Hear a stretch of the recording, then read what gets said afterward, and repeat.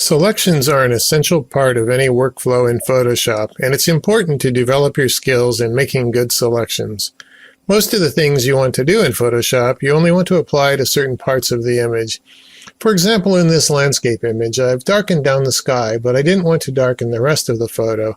If I turn off this layer adjustment, this curves adjustment layer, you can see how bright the sky originally was. If I turn it back on and then also turn off the layer mask, now you can see that the darkening adjustment is being applied to the entire photo, but that's not what I wanted.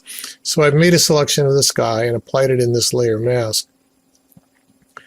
Similarly, I wanted to sharpen this middle ground area of the image, but I didn't want to sharpen the sky because oftentimes sharpening the sky can lead to unwanted artifacts. So I've applied a sharpening adjustment, but I've limited it with this layer mask to just this area of the image. And finally, I wanted to blur these trees in the foreground because that's not really where I wanted the viewer's attention to be. I could have done that in camera with a different aperture, but I didn't think of it at the time when I was shooting. But it's okay because I've done it in Photoshop now, and I've applied it only to this area selectively, a selection which I turned into a layer mask.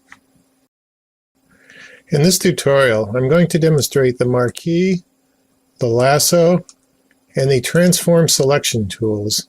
You may be familiar with these tools already, but I'm also going to show some more advanced techniques for using these tools that may save you some time. I currently have the Move tool selected here in Photoshop, as you can see here in the toolbox. I'm going to switch to the Marquee tool. I can do that either by clicking on the icon, or as the hotspot is indicating, or the tooltip is indicating, I can select it by pressing the M key. You see the M key there in parentheses in the tooltip when I hover over it. So I'm going to select it by pressing the M key. And notice also that, as you probably know, whenever you see a tool in the toolbox that has this triangle at the lower right corner, that means there's additional versions of that tool underneath. So there's also an elliptical marquee tool and a couple of others that I won't discuss in this tutorial. But I will discuss the elliptical marquee in a little bit. But I wanted to point out that you can select among the different tool types by pressing the Shift version of the M key. So right now I have the rectangular marquee tool selected. If I press Shift M, I can select the elliptical marquee tool. And if I want to shift back to the rectangular marquee tool, I can press Shift M again. Okay, I'm going to leave it at the rectangular marquee for now, and I want to point out that we're currently in the new selection mode of the marquee tool. That's this first of these four icons. I'll come back to these in a moment. What this means is that whenever I drag out a selection with the marquee tool, I'm replacing the old selection with a new selection. And note that I can click and drag in any direction from any corner to any other corner, and it works just fine. Okay, I'm going to zoom in first onto this house down here, which is where I want to be working. And now I've got my marquee tool selected, and I'm going to start by simply dragging out a rectangle around this set of three doors. Now I'd like to also select these other three windows, so what I'm going to do is I'm going to choose Add to Selection Mode. Now when I click that, you'll notice that the cursor has a plus sign attached to it. That means that when I drag out a new selection, I won't replace the existing selection of the doors in the lower left. It will add to them. I'm going to continue selecting, and now I have all three of these windows plus the set of doors selected. You may notice that this is not a precise selection. It's actually letting in some area because this is not a perfectly rectangular window. I'm going to ignore that for now, but I will come back to it in a little while and show you how you can fix that. Okay, now that I have these selected, I could move these on or create a copy of these onto another layer, for example.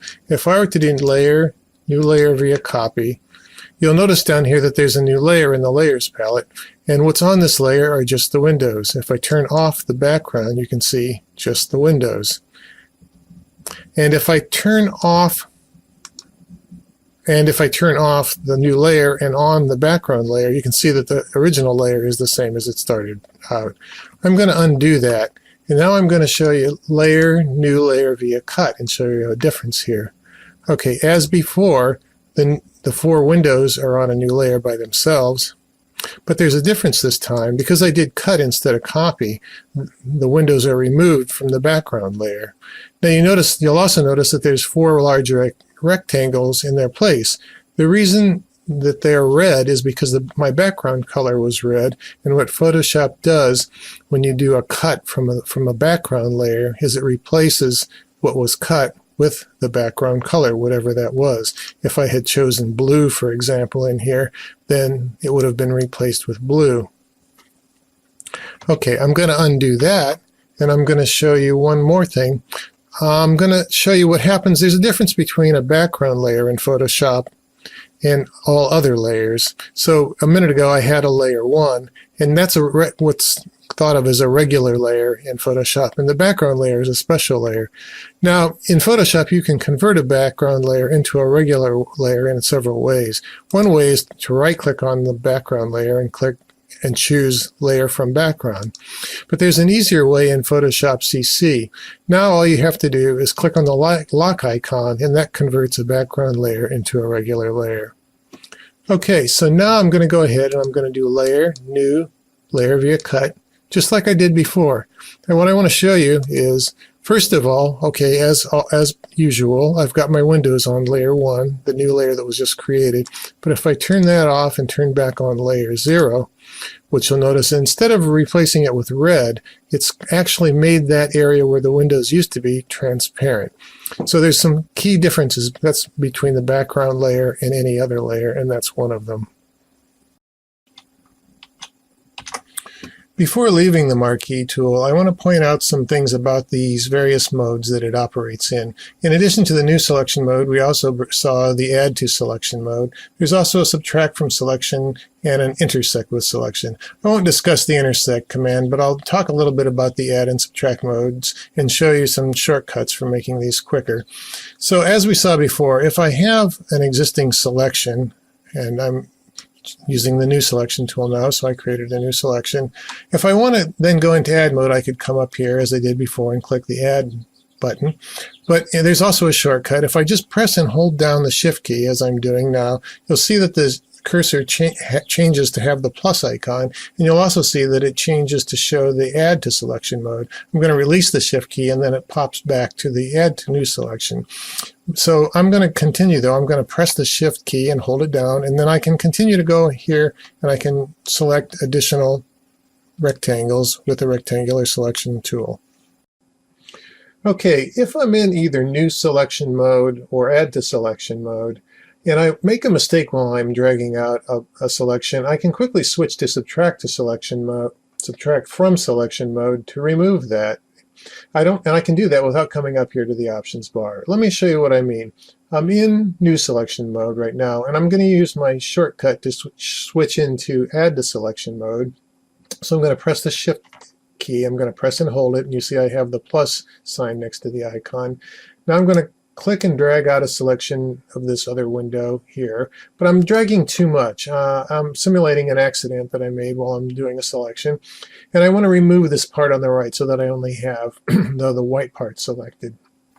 So I can quickly switch into the subtract from selection mode by pressing and holding the Alt key, or on the Mac, the Option key. So I'm doing that now. I'm holding my Alt key down, and I have the minus cursor, as you can see. So now when I click and drag, anything that I select will actually be unselected, will be removed from the selection because I was in subtract. So just remember these two shortcuts for switching modes: Shift to switch to add to selection mode, and Alt or Option to switch to subtract from selection mode.